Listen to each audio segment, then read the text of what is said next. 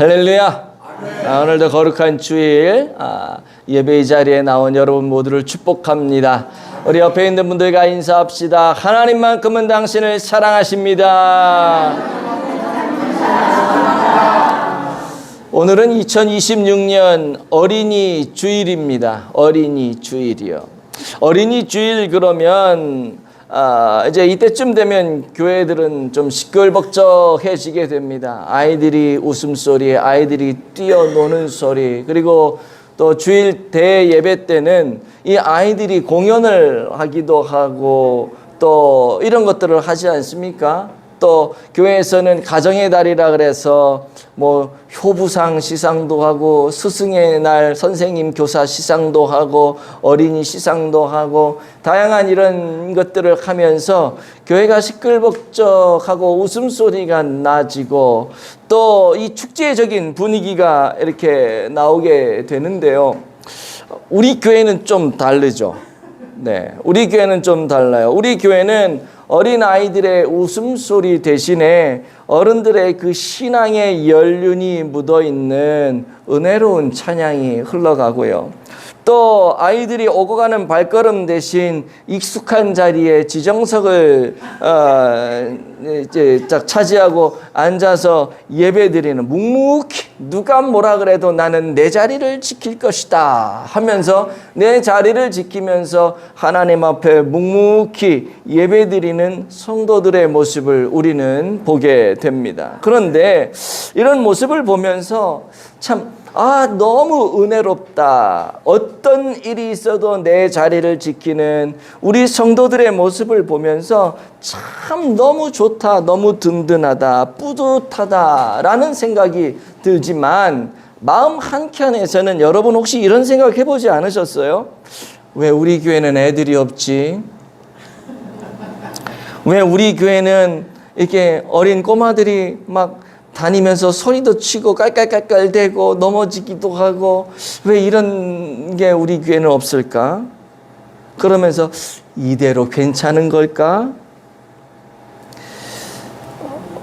공식적으로 우리가 말을 하지는 않지만 우리의 모습을 보면서 우리 마음속 깊은 곳에서 이런 조용한 질문들이 흐르고 있을지도 모르죠.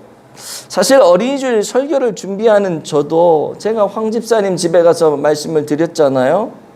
황 집사님 집에 신방하는 그 본문 말씀을 정하는 것도 참 힘들었고 그것도 그거지만 어린이주일 설교를 해야 되는데 어떤 본문을 정해야 될지 특별히 이 절기라든지 어떤 행사가 있는 이 설교를 준비하는 게 쉽지 않은데 특별히 요즘 들어서 저는 어린이주일 설교하는 게 그렇게 더 많이 힘들어지는 듯한 느낌이 들어요. 왜 그러냐 하면 여러분들도 아시다시피 여러분들 마음에 생각하는 것들을 저도 생각하고 있기 때문에 우리 교회의 다음 세대는 어떻게 될까?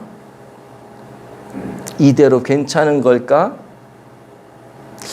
솔직히 말씀드리면 이런 생각 때문에 설교를 준비하면서 마음이 좀 짠하기도 하고요. 우울증까지는 아니지만 우울한 마음이 살짝 들려고 했던 그런 적도 있었습니다. 그런데 바로 그런 상황에서 하나님이 오늘 이 말씀을 저에게 주셨어요. 그게 오늘 이사야서 54장 1절에서 3절까지 말씀인데요. 하나님이 저에게 이렇게 묻는 것 같았어요. 너 지금 무엇을 보고 있니? 너 지금 눈에 보이는 현실을 보고 있니? 아니면 내 약속을 붙들고 있니? 그러시면서 주신 말씀이 이 말씀이거든요. 1절 말씀을 한번 같이 읽어보도록 하겠습니다. 시작. 잉태하지 못하며 출산하지 못한 너는 노래할지어다. 산고를 겪지 못한 너는 외쳐 노래할지어다. 이는 홀로 된 여인의 자식이 남편 있는 자의 자식보다 많음이라 여호와께서 말씀하셨느니라. 아멘. 여러분 이 말이 지금 이해가 되어지고 아멘이 되어지세요? 그럼 정말 대단한 사람들이에요. 여기 보시면 아이를 낳지 못하는 사람에게 잉태하지 못하며 출산하지 못하는 그 사람에게 지금 뭘 하라 그래요? 노래하래요, 노래하래요. 아무리 생각해봐도 이해가 되지 않고 납득이 되지 않아요. 옛날에 아이를 낳지 못하면 시집을 갔다가도 어떻게 됩니까? 네, 쫓겨나요. 소방 맞아요. 아이를 낳지 못하는 것은 그 시대의 수치였습니다. 집안의 대가 끊어지는 저주였어요. 그러다 보니까 이런 상황이 되어지면 요즘은 과학이 발달해가지고 누구한테 문제가 있는지 다 가릴 수가 있지만 그때는 무조건 여자 잘못인 거예요. 그러니까 다 소방 맞고 쫓겨나고. 근데 여러분 그런 상황에서 노래가 나와요? 그런데 하나님 뭐라고 말씀하시냐면 그 상황에서 노래하래요, 노래하래요. 이해가 안 되죠. 또 하나 이해가 안 되는 게 뭐냐면 그 뒤에 나오는 거, 홀로 된 여인들의 자식이 남편 있는 자의 자식보다 많다. 이것도 이해가 안 돼요. 여러분, 남편이 죽고 없어요. 홀로 된 여인이라 그러잖아요. 남편이 죽고 없는 여인을 말하는데 남편이 죽고 없어요. 혼자 살아요. 그럼 그 여인이 아이를 낳을 수가 있어요, 없어요? 없잖아요. 남편이 없는데. 남편이 살아있을 때까지만 그래도 아이를 낳을 수가 있는 그 기회가 주어진단 말이에요. 반면에 남편이 있는 자는 어때요? 남편이 있기 때문에 내가 자녀를 낳을 의지가 있으면 어느 정도 나이까지는 아이를 낳을 수가 있단 말이에요. 계속 잉태하고 출산을 할 수가 있어요. 그런데 그렇게 보면은 지금 남편이 있는 여인이 아이를 더 많이 낳겠어요? 홀로 된 여인이 아이를 더 많이 낳겠어요? 남편이 있어야 낳죠. 근데 오늘 성경에 보니까 뭐라 그래요? 홀로 된 여인의 자식이 남편 있는 자의 자식보다 많아진대. 이게 이해가 안 돼. 이게 이해가 안 돼. 그럼 이제 이걸 하나씩 좀 풀어가면서 오늘 좀 은혜를 좀 나눌 건데요. 이 말씀이 우리에게 주시는 메시지가 뭔가? 여러분, 잉태하지 못하며 출산하지 못한 자가 누구일 것 같아요? 사실 이 부분을 잘 이해하려면 이사야 53장부터 봐야 돼요. 우리가 54장을 봤잖아요. 53장에 어떤 이야기가 나오냐면 이건 고난받는 종의 이야기가 나옵니다. 여러분들이 좋아하는 성경 구절 있잖아요. 사순절 때 되고 그 고난주간이 되면 늘 나오는 거. 그가 찔림은 우리의 허물을 인함이요 그가 상함은 우리의 죄악 때문이다. 그가 징계를 받음으로 우리가 평화를 누리고 그가 채찍에 맞음으로 우리가 나음을 입었다. 이 말이 53장에 나오거든요. 다시 말해서 53장은 뭐냐면 예수님의 십자가의 죽으심을 얘기하는 거예요. 그 예수님이 십자가에 죽으시는 그 고난을 당하신 이후에 54장에 넘어가면 예수님이 그렇게 죽었기 때문에 우리가 회복이 되는, 그러니까 54장은 이 회복을 하는 그런 이야기를 하고 있어요. 구원받은 우리가 회복되어지는. 그럼 도대체 그건 그건데 잉태하지 못한 여인은 누구냐? 이건 실제로 존재하는 어떤 여인을 이야기하는 게 아닙니다. 이 여인은 하나님의 백성, 이스라엘 백성을 가리키는 거예요. 더 나아가서는 하나님의 교회 공동체를 이야기합니다. 그럼 도대체 하나님은 왜 자기 백성, 하나님을 섬기는 그 교회 공동체 그 백성을 향해서 잉태하지 못한 여인이라고 부르셨을까? 이거 저주거든요, 저주. 잉태하지 못한 여인, 수치요, 저주예요. 분명한 이유가 있어요. 그게 뭐냐 하면은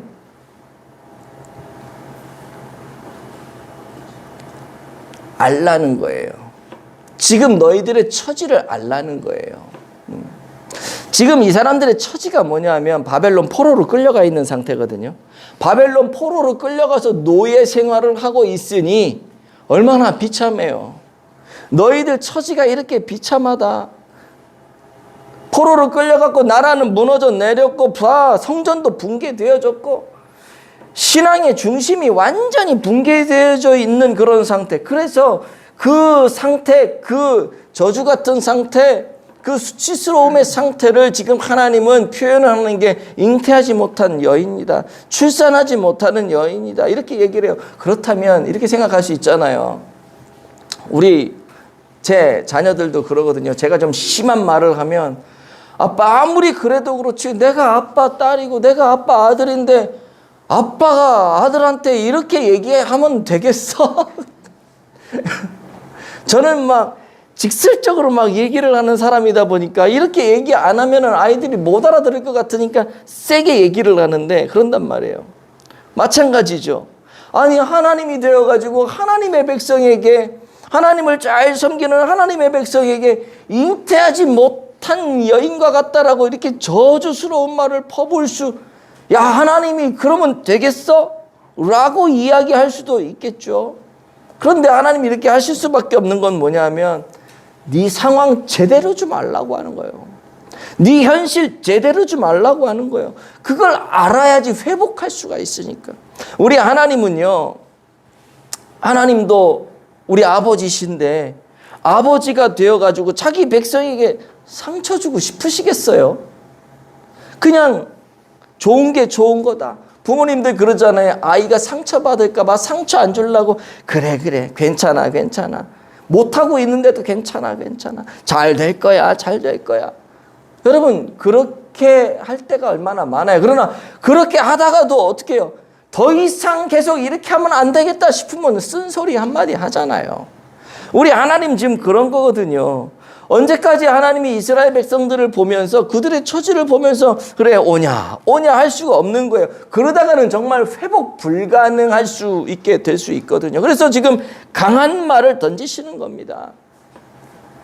제가 이제 텔레비전을 이렇게 시청을 하다 보니까 요즘에는 이렇게 상담 프로들이 이렇게 많이들 나오더라고요. 무슨 교수 하면서 이게 막 나와요. 근데 제가 거기를 보면서 느끼는 게 뭐냐면은 이제 몰라요. 이분들이 기독교적인 상담가로 제가 알고 있거든요. 그분들이 다 요즘에 뜨는 그 몇 명 그 상담가들이 일반 심리 상담이 아니라 기독교적인 신앙을 가지고 있는 상담가들이에요.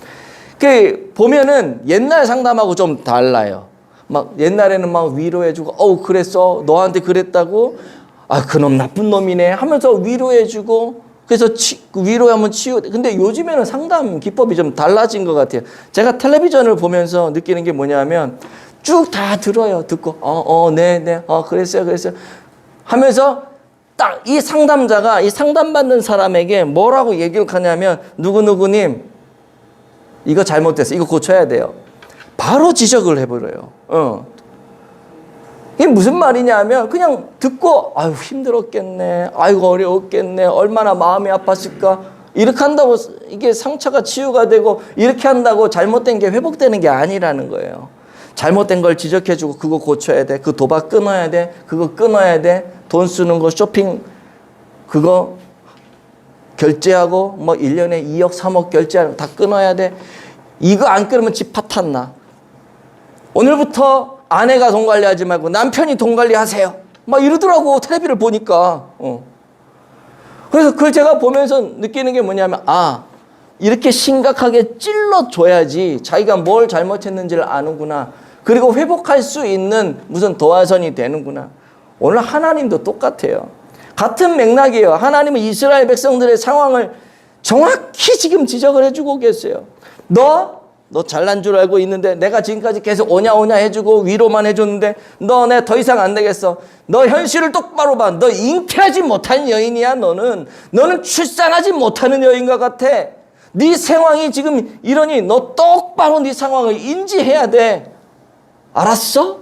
지금 얘기하는 거예요. 그리고 1절 중반절에 나오는 홀로 된 여인도 마찬가지 표현이죠. 이스라엘 백성들을 가리키는 표현이라 그랬잖아요. 포로로 끌려가서 하나님과 관계가 끊어지고 하나님에게 버려진 것 같은. 이스라엘은 원래 구약적으로 이제 보면은요, 이스라엘 백성은 하나님과 어떤 관계냐면 하나님이 신랑이고 이스라엘이 신부예요. 하나님과 결혼을 하는 그런 백성이 이스라엘 백성이에요. 구약적인 신학으로 따지면. 근데 지금 포로로 끌려갔어. 하나님과 완전히 단절이 된 것 같고, 단절된 정도가 아니라 하나님께 버림받아가지고 지금까지는 하나님이 우리를 끌어주시고 품어주시고 안아주시고 해가지고 끌고 왔는데 하나님이 딱 내치신 거야. 그게 포로인 거예요. 그러니까 이 사람들의 입장에서는 지금 뭐예요? 하나님에게 버림받은 홀로 된 여인. 이 이스라엘을 그렇게 표현을 하고 있는 것이죠. 니네 상태가 지금 그렇다는 걸 알려주는 거예요. 여러분, 하나님은요, 우리의 현실을 부정하지 않으세요. 우리의 현실을 부정하지 않으세요. 우리의 상태를 정확히 일러주십니다. 보여주세요. 상황과 처지가 안 좋은데도 불구하고 괜찮아, 괜찮아. 그러면서 그걸 다 덮어버리시는 분이 아니에요. 그럴 때도 있지만 그렇게 끝까지 가지 않으신단 말이죠. 지금 네 상태가 이래. 너의 신앙의 상태가 이래. 너도 알지? 하나님 찔러주시는 거예요. 너 열매 없잖아. 너도 알지? 찔러주시는 거예요. 그런데 우리 하나님은 이런 비참한 현실을 보게 하시면서 참 이상한 말씀을 하세요. 내 현실이 이렇게 비참하고 이렇게 수치스럽고 어떤 면에서는 저주받은 그런 인생과 같은 그런 삶이라고 찔러주시면서 노래하래요. 노래하래요. 이게 이해가 되냐고. 이게 이해가 되냐고. 격려하고 희망을 주고 그런 다음에 노래를 하라 그래야지. 막 신나게 까놓고서 노래해라. 신나게 두들겨. 그 종아리를 막 쳤어요. 그래 놓고 아이한테 이제 노래해봐. 그럼 애가 노래가 돼요 그게? 지금 분위기가 지금 그런 상황이란 말이에요. 여러분, 이런 비참하고 우울한 상태에서 하나님이 노래하라고 하는 거, 기뻐하라고 하는 거, 즐거워하라고 하는 거, 이거 이해가 되세요? 근데 여기서 끝나는 게 아니죠. 아까 얘기했지만은 그 홀로 된 여인의 자식인 남편이 있는 자기 자식보다 많다고 그렇게 얘기를 해요. 이게 뭐야? 이스라엘 지금 우리는 저주받았고 신랑인 하나님으로부터 버림받아 있는 이런 상태인데 희망이 없는 상태인데 우리의 자녀들이 더 번성하고 더 많아진대요. 누구보다 남편이 있으면 좀 죄송해요. 여기 남편이 있는 분도 있고 없는 분도 있지만 남편이 있으면 조금 어깨에 힘이 들어가잖아요. 예. 어디 가도 남편이 있으면 좀 힘이 들어가잖아요. 이게 무슨 말이냐면 남편이 있는 것처럼 어깨 피고 떵떵거리는 이방 사람들. 지금 남편에게 그 버림받아가지고 노예 생활하고 바벨론 포로 생활하는 사람들, 이 사람들 얼마나 힘들어요. 근데 이방 사람들은 떵떵거리고 산단 말이야. 그런 사람들보다 지금 너희들 버림받은 여인 같은 너희들의 후손이 더 크고 많아진다는 거예요. 이게 믿겨지냐고요. 근데 우리는 믿음으로 봤지만 이게 믿겨지냐고. 하나님이 말도 안 되는 역설을 지금 이스라엘 백성들에게 하면서 노래하라 노래하라 계속 얘기해요. 왜 그러실까? 절망의 환경, 없는 상황, 안 될 것 같은 그런 현실, 이런 현실에서 왜 노래하라고, 너희 자녀들이 이방보다 훨씬 많아지고 훨씬 크게 될 것이라고 하는, 왜 이런 선언을 하시는 것인가? 그것은요, 하나님이 그 없는 상황, 절망의 상황, 안 될 것 같은 그 상황에서 하나님이 일하시겠다는 거예요. 아멘. 그러니 노래 안 하는 거예요. 내가 일할 거야. 너희들이 할 일은 이제 노래하기만 하면 되는 거야. 지금은 너희가 자손이 없는 것처럼 보이지만 내가 일하면 자손이 많아져. 내가 일하면 너희들은 얼마든지 노래할 수 있는 조건과 환경이 된다고. 그러니까 노래해. 내가 일할게. 절망하지 마. 낙심하지 마. 힘들어하지 마. 안 될 것 같아. 걱정하지 마. 내가 일할게. 하나님 지금 그래서 노래하라고 하는 거예요.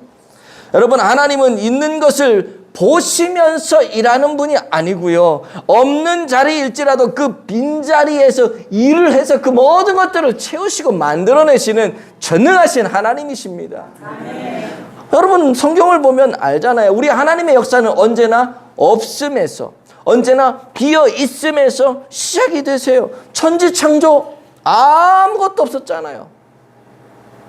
신약 성경에 가면 빈 들에서 오병이어의 기적을 만들어내시잖아요. 하나님은 늘 이렇게 없는 곳에서, 빈 곳에서, 절망적인 상황에서 희망적인 어떤 유의미한 것들을 만들어내시는 전능하신 하나님이시라고요. 뿐만 아니라 아브라함도 보세요. 아브라함이 어떤 사람이에요? 아이가 없었잖아요. 100세가 될 때까지. 아이가 없는 그냥 노인이었어요. 그런데 그 노인을 하나님이 어떻게 만드세요? 열국의 아비로 만드세요. 하나님은 이런 분이세요. 모세도 마찬가지죠. 모세가 쫓겨나서 광야로 가잖아요. 왕궁에서 쫓겨나서 광야로 가잖아요. 모세는요, 쫓겨난 실패자였습니다. 그런데 그 실패자를 하나님이 찾아가셔서 어떻게 하세요? 이스라엘을 출애굽시키는 이스라엘의 영도자가 되게 하세요. 이 하나님의 이 하나님. 다윗도 마찬가지죠. 이따가 파노라마 할 때 다윗 부분을 다루겠지만은 들판에서 양을 치는 이름도 알려지지 않은 그런 목동이었어요. 그런데 하나님이 그를 어떻게 만드세요? 이스라엘의 주권자로 만들어요. 주권자라고 하는 것은 왕이에요. 이름도 없는 목동 다윗을 하나님이 이스라엘의 왕으로 만든다고요. 하나님은 없는 자리, 없는 환경, 없는 상황 속에서 찾아오셔요. 우리를 찾아오셔요. 그리고 그 상황 속에서 역사하시고 일하시는 분이시라고 하는 사실. 그리고 이루세요. 여러분, 없는 것은 끝이 아니라 하나님이 시작하시는 자리임을 믿으시기를 축복합니다. 보통 이렇게 얘기하죠. 아니, 있어야 뭘 시작을 하든 말든 하지. 조건이 갖춰져야지 뭘 좀 하지. 사람이 있어야지 뭘 하지. 그런데 하나님 말씀하세요.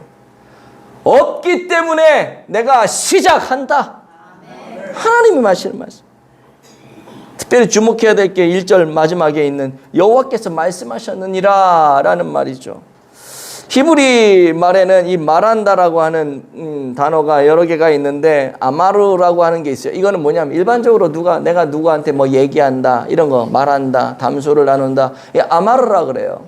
근데 여기 지금 여호와께서 말씀하셨느니라 라고 쓰여진 말은 뭐냐면 네움이라고 하는 말이 쓰여졌어요. 이건 뭐냐면은 그냥 말하는 게 아니에요. 왕의 어인 도장 있잖아요. 도장을 꽝 찍으면서 공식적으로 선언해서 알리는 그게 네움이에요. 이거는 한번 딱 찍고 나면 돌이킬 수 없어요. 완전히 확정된 말씀을 이야기할 때 네움이라고 하는 말을 쓰는데 무슨 말이냐? 하나님이 지금 1절의 말씀을 쭉 하시면서 잉태하지 못한 너, 출산하지 못한 너, 노래해라. 홀로 된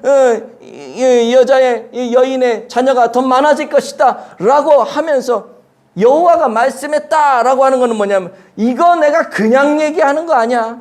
이거 내가 그냥 대충 얘기하는 거 아니야. 내가 책임지고 이룰 거야. 반드시 그렇게 될 거야. 도장 꽝 찍는 거. 이게 네움이란 말이에요. 여러분, 지금 우리의 현실이 아무리 없어 보일지라도 하나님이 이미 시작을 선언하셨습니다. 내가 시작한다. 너 지금 없다고 그랬지? 바로 그 없는 그 빈 자리에서 내가 시작한다. 지금 시작한다. 하나님 말씀하시는 거예요. 그래서 하나님이 우리에게 요구하시는 겁니다. 노래하라고요. 결과가 나와서 노래하라는 것이 아닙니다. 상황이 바뀌어서 노래하라는 게 아니에요. 하나님이 이미 시작하셨기 때문에 노래하라 그러는 거예요. 그리고 그것을 믿는 것이 믿음의 본질이죠. 믿음은 보이는 것을 따라가는 것이 아니고요. 하나님의 선언된 말씀을 쫓아가는 것, 이게 믿음이라고 하는 거예요. 그저껜가 황 집사님 가정에 가서 간증을 우리가 들었잖아요.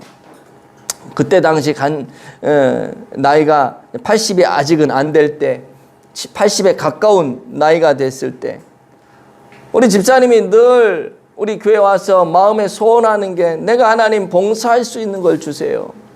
내가 아무리 생각해봐도 내가 할 수 있는 봉사는 차량 운전인 것 같은데 내가 이거 할 수 있도록 하나님 내게 좀 은혜를 주세요 하면서 그 귀한 소원을 갖고 품고 기도했잖아요. 주의 교회를 차량으로 섬길 수 있게 해달라고. 그랬더니 하나님이 그 기도하는 중에 차를 사라 그러대요. 뜬금없이 차를 사. 그래서 하나님의 응답이다 그러고 차를 딱 샀죠. 차를 사고 나니까 직장이 열려지고 또 일을 할 수 있고 뭐 짧게 일하는 것도 아니고 몇 년 동안 지금 집사님이 82세인가 되는데 지금까지 차량을 운전하면서 82세 직장 생활을 하고 계시잖아요. 제가 그 간증을 저는 이제 여러 번 들었지만은 들을 때마다 이게 은혜가 되는 거예요. 들을 때마다. 여러분 이게 믿음 아닙니까? 그래서 믿음을 가진 성도는 늘 고백을 해야 되는 거예요. 하나님 아직 보이지 않습니다. 하나님 아직 없습니다. 그러나 하나님이 이미 일을 시작하신 줄로 믿습니다. 그러고 하나님 앞에 달려가는 겁니다. 여러분 지금 우리 교회의 모습이 작아 보일 수 있어요. 부족해 보일 수 있어요. 어린이 주일인데 어린이가 하나도 없어요. 그러나 하나님 오늘 말씀하세요. 야, 작은 교회 아니다. 부족한 교회 아니다. 비어있는 교회 아니다. 없는 교회 아니다. 함께하는 교회는 내가 이미 시작한 교회다. 내가 일을 시작된 교회다. 하나님 말씀하고 계세요. 이 믿음의 고백이 우리 안에 살아날 때 우리는 더 이상 없는 것 때문에 낙심하고 부족한 것 때문에 실족하고 작은 것 때문에 막 위축당하고 하나님의 그런 것이 아니라 이 하나님의 시작을 보는 그 비전의 사람이 될 줄로 믿습니다. 그렇다면 우리 이런 질문을 하나 더 던져봐야 돼요. 하나님이 시작하셨다면 그럼 우리는 뭘 해야 되는가? 그 답이 바로 2절입니다. 한번 같이 읽어보도록 할게요. 시작. 내 장막터를 넓히며 내 처소의 휘장을 아끼지 말고 널리 펴되 너의 줄을 길게 하며 너의 말뚝을 견고히 할지어다. 아멘. 지금 상황을 보면은요, 아이가 없어요. 홀로 된 여인이에요. 아직 아무 변화도 일어나지 않아요. 아무 일도 일어나지 않았습니다. 그런데 하나님이 말씀하시죠? 뭐라 그래요? 넓히래요. 펼치래요. 길게 늘려뜨리래요. 견고하게 더 깊게 말뚝을 박으래요. 이게 정상이냐고요. 아무것도 없는데 자꾸 뭘 준비하래요. 아이도 없는데 집을 넓히래요. 아무도 오지 않는데 장막을 크게 치라 그래요. 채워지지도 않는데 말뚝을 깊게 박고 막 더 늘려가지고 더 많은 사람이 올 수 있도록 만들래요. 이게 상식적으로 납득이 안 되잖아요. 이걸 어떻게 받아야 돼요? 믿음으로 받아야죠. 믿음으로 받아야죠. 하나님은 우리에게 믿음을 요구하세요. 하나님은요, 다 주고 나서 이것도 주고 저것도 주고 그 다음에 준비해라 그러지 않아요. 하나님은요, 어떻게 얘기하시면 주기 전에 미리 준비를 시켜요. 미리 준비를 시키고 준비가 되면 줘버려요. 우리 보통 그렇게 생각하죠. 하나님, 사람을 좀 보내주시면 준비할게요. 하나님, 아이들이 생기면 그때 시작을 할게요. 하나님, 상황이 좋아지면 좀 움직여 볼게요. 그런데 하나님 말씀은 그러지가 않아요. 아니다. 먼저 준비해라. 보이지 않아도 움직여라. 그게 믿음이다. 여러분, 믿음은 받은 다음에 반응하는 것이 아니라 주실 것을 미리 믿고 먼저 반응하는 게 믿음입니다. 하나님 얘기하시는 거예요. 계속 묻고 계시는 거예요. 그 아이들, 그 사람들 담을 그릇을 준비해라. 준비되어 있냐? 그 생명을 품을 그릇이 준비되어 있냐? 계속 우리에게 묻고 있는 거죠. 만약 하나님이 당장 우리 교회에 아이들 50명을 보냈어요. 감당돼요? 그 품을 준비가 되어 있어요? 준비되지 않는 부흥은 오래 가지 못해요. 그래서 하나님은 부흥보다 먼저 우리를 준비시키십니다. 그럼 우리가 뭘 준비해야 될까? 제가 말씀을 준비하면서 고민하고 생각을 해봤는데 우리 기도로 준비를 해야 돼요. 기도를 넓혀야 돼요. 이름 몰라도 돼요. 이름이 없어도 돼요. 하나님, 보내주실 다음 세대를 위해 내가 기도합니다. 하나님, 우리 교회에 생명을 부어 주시옵소서. 이름이 몰라. 누군지 몰라. 그래도 이 일을 위해서 기도해야 돼요. 여러분, 이 일을 위해서 기도 매일같이 하는 사람 안 물어볼게요. 머리는 생각하고 설교 말씀 들을 때는 생각을 하는데 집에 가면 다 까먹지요. 그렇게 하는 사람이 있을 수 있겠죠. 많지는 않을 거라고 생각이 돼요. 여러분, 기도가 제일 중요해요. 제가 셀 모임을 인도하면서 뭐 전도 얘기도 하고 우리가 하나님 받은 축복을 흘려보내자 했더니 어떤 분이 막 밥도 사주고 뭐 하려고 지금 한 사람 좀 만나려고 그런다고. 그래서 제가 그랬어요. 그것도 중요한데 그 사람을 정말 영혼 구원을 하려면 그 사람을 위해서 더 많이 기도하십시오. 밥 사주는 것도 좋고 같이 어디 가서 영화 보는 것도 좋고 관계 맺는 것도 좋고 다 좋은데 기도하지 않으면 절대 교회 안 옵니다. 그 영혼이 내가 밥 사줌으로 인해서 내가 영화를 같이 봐줌으로 인해서 시간을 같이 보내줌으로 인해서 교회 오도록 드는 마음은 하나님이 주셔야 되는데 내가 그 영혼을 위해 기도해야죠. 기도하지 않으면 그냥 계속 놀러 댕기고 밥 먹고 그걸로 끝이야. 근데 기도하면 하나님이 열매를 맺게 하세요. 그래서 우리가 그걸 해야 되는 것이죠. 마음을 넓혀야 돼요. 낯선 사람이 오면 어색해하지 않고 처음 오는 사람들을 본 것처럼 봤을 때 부담스러워하는 것처럼 그렇게 하지 않고 어서 오라고 막 10년 20년 알고 지내던 사람을 반기듯이 그렇게 우리의 마음이 준비가 돼야 되는 거죠. 넓은 공간으로 우리가 막 준비가 돼야 돼요. 복음 전도도 넓혀야 됩니다. 모이면 기도하고 흩어지면 전도하고 복음 전하는 입이 항상 준비가 돼야 돼요. 입은 준비가 되었는데 내가 발걸음이 안 가. 그러면 안 되잖아요. 입도 준비하고 내 움직이는 발걸음과 보폭도 더 넓게 준비를 해야 돼요. 우리가 기도할 때 그러죠. 우리 교회 청년을 좀 위해서 기도하잖아요. 여러분, 청년들한테 물을 건데 마음으로 대답을 해요.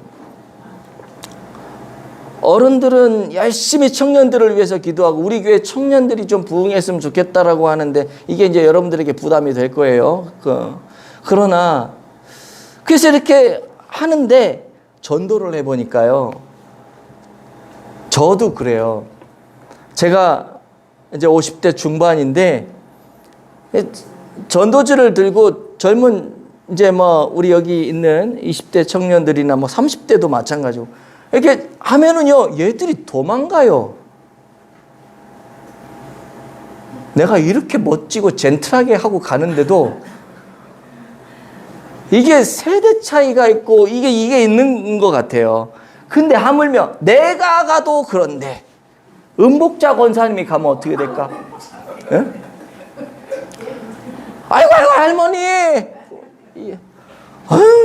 이러고 가지 않겠어요? 전도가 참 쉽지 않아요. 젊은 아이들. 청년들 부흥은 청년이 시켜야 돼요. 청년이 시켜야 된다니까 청년은 아멘을 안 하고 왜 어른들이 아멘을 하고. 황호연 성도님 전도 열심히 하시잖아요. 저분이 청년 데리고 오는 거 봤어요? 다 끼리끼리야. 다 그 또래야. 이거 부담으로 받지 마시고 믿음으로 받으세요. 이 준비해야 돼요. 환경도 준비해야 돼요. 환경도요. 아이들이 있을 공간을 준비해야 돼요. 얼마 전에 제가 얘기했잖아요. 옆에 사회복지 하시는 목사님이 한번 왔었다고. 그 목사님이 그날 와가지고 저한테 딱 했던 말이 있어요. 목사님, 성전을 좀 넓게 확장해야겠네요. 이제는 확장할 때가 된 것 같은데요. 저한테 그러는 거예요. 그 양반 우리 교회 예배도 안 들어봐 놓고서 와서 됐든 몰라요. 사회복지적인 차원에서 나랑 협업을 하면서 뭘 어떻게 하려고 자기가 준비해 놓은 어떤 처소가 있는지는 모르겠는데 그런 식으로 얘기를 하더라고요. 그래서 어쨌든 뭐 협업하는 거는 다 물 건너 간 것 같은데 그래서 딱 들어보니까는 그런 얘기를 해요. 그래서 하나님이 이 목사님을 통해서 나보고 환경을 준비하라고 말씀을 하시는 건가? 제가 저 혼자 그냥 조용히 생각을 했어요. 제 마음에 그 말을 듣는데 왠지, 그래서 제 생각을 했어요. 아, 그래. 지금은 없지만 준비해야겠다. 그러면 생각을 하는 거죠. 뭔 생각을 하냐면, 우리 교회 청년이 많지는 않지만 아이들이 이제 생길 수가 있잖아요. 이 청년들이 조만간 결혼을 하고 또 사람을 데리고 오고 그럼 아이가 생겨지고, 그러면 생각을 내가 하는 거야. 그러면 얘네들이 결혼해서 아이를 낳으면 우리 교회는 유아부실이 없는데? 이런 생각이 드는 거예요. 유아부실을 준비를 해야겠는데? 이 생각이 제가 사실은 몇 년 전서부터 계속 했던 생각이거든요. 그러니까 준비를 해야 돼. 환경을 준비해야 되는 환경을. 제가 예전에 지방에 있었던 그 교회 이야기인데요. 그 교회 한 40대 되는 젊은 부부들이 있었어요. 그 교회는. 근데 이 젊은 부부들이 무슨 일을 하냐면 어느 날 갑자기 당회 장로님들을 찾아와서 하는 얘기예요. 장로님, 우리만 신앙생활해서는 안 될 것 같습니다. 우리 자녀 세대들을 위해서 교회가 좀 공간을 마련해 주시면 좋겠습니다. 장로님들 막 긴장을 했지. 젊은 사람들이 찾아와서 장로님들에게 요구하는 거예요. 우리 자녀 세대들을 위해서, 우리는 괜찮은데 우리 자녀 세대들이 있을 공간, 우리 자녀 세대들이 머무를 공간, 배워야 할 공간이 부족합니다. 없습니다. 좀 만들어 주십시오. 장로님들이 막 시급했을 거예요. 알기는 아는데, 교회 재정도 그렇고 뭐 여러 가지 환경도 그렇고 알기는 아는데 이 얘기를 딱 들었을 때 가슴이 철렁 내려앉아. 근데 이 청년회장이 하는 말이 뭐냐면, 저 교회 지하에 보니까 공간이 비는 공간이 하나 있는데 아무도 쓰지 않는다는 거지. 그 공간을 어린이 놀이터로 만들어 주십시오. 그 한 100평 되거든요. 그 공간이. 그 교회가 큰 교회니까. 근데 어린이 놀이터 공간 쓰라는 건 있으니까 쓰라 그러면 되는데, 어린이 놀이터로 그 100평 공간을 만들려면 돈이 얼마야.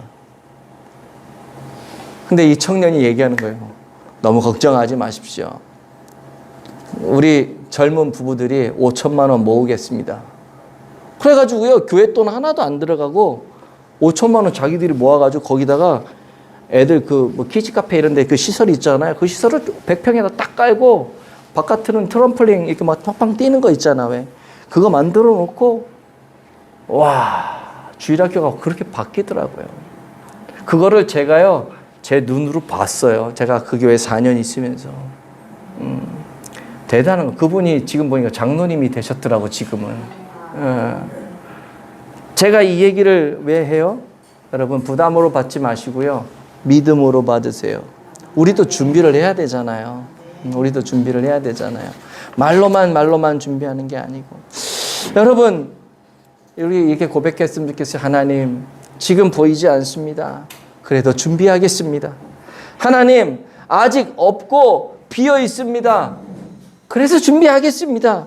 하나님, 주실 것을 믿고 내가 움직이겠습니다. 이것이 우리의 고백이 되어야 될 거예요. 그런데 놀라운 것은요, 이렇게 준비하는 이 놀라운 이 반응 앞에 하나님이 일을 하세요. 3절 한번 볼게요. 자, 시작. 이는 내가 좌우로 퍼지며 내 자손은 열방을 얻으며 황폐한 성읍들을 사람 살 곳이 되게 할 것임이라. 아멘. 이렇게 준비가 되고 이렇게 없는 중에서 하나님, 내가 준비하겠습니다 하니까 하나님이 일을 하시는데 어떻게 되냐면 퍼지게 만들고 얻게 만들고 되게 만드신대요.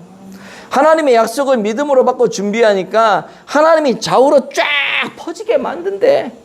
아무도 아멘을 안 하지만 열방을 얻게 한대요. 황폐한 성읍에 사람이 살게 만들어 주신대요. 황폐한 성읍이 여러분 뭐예요? 사람이 떠난 곳이잖아요. 사람이 없는 곳이잖아요. 생명이 끊어진 곳이잖아요. 희망이 완전히 사라진 곳, 아무리 봐도 다시 살아날 가능성이 전혀 보이지 않는 그곳, 그게 황폐한 성읍이거든요. 그 황폐한 성읍, 그것이 어떻게 된대요? 사람이 살 곳이 된대요. 사람이 북적거리는 성읍이 되게 한대요. 하나님이 일하시니까 되는 거예요. 여러분, 이건 단순한 회복이 아니에요. 새로운 창조입니다. 무너진 것을 그냥 고치고 보수하는 정도가 아니라 완전히 없는 것을 새롭게 만드는 거예요. 우리 교회를 볼 때 어쩌면 너무 조용하다. 다음 세대가 잘 보이지 않는다. 활기가 없다. 예전 같지가 않다. 오늘 말씀을 빌리면 조금 황폐한 성읍 같아 보일 수 있습니다. 그런데 하나님은 오늘 바로 그 자리에서 이렇게 말씀하세요. 바로 그것을 내가 살린다. 바로 그것을 내가 사람 살 것으로 만들 거야. 그리고 말씀대로 그렇게 응하게 하시는 줄로 믿습니다. 이제 말씀을 맺을게요. 오늘 하나님은 우리에게 참 이해하기 어려운 말씀을 하셨어요. 잉태하지 못한 자여 노래해라. 장막을 넓혀라. 줄을 길게 해라. 말뚝을 견고히 깊게 박아라. 왜입니까? 하나님이 일하실 것이기 때문에. 그럼 우리는 무엇을 해야 되는데요? 준비해야죠. 기도로 준비하고 마음을 넓히고 전도로, 복음 전도로, 또 그들이 와서 머물 수 있는 환경으로, 공간으로 우리 준비해야 됩니다. 그때 하나님께서 퍼지고 얻게 하시고 황폐한 성읍에 사람이 살게 되는 은혜를 주시는 겁니다. 여러분, 우리는 없는 교회가 아닙니다. 우리는 비어있는 교회가 아닙니다. 우리는 지금 하나님이 시작하시는 교회입니다. 이 고백을 믿음으로 붙들고 날마다 노래하십시오. 날마다 준비하십시오. 날마다 기대하십시오. 하나님께서 반드시 이루실 줄로 믿습니다.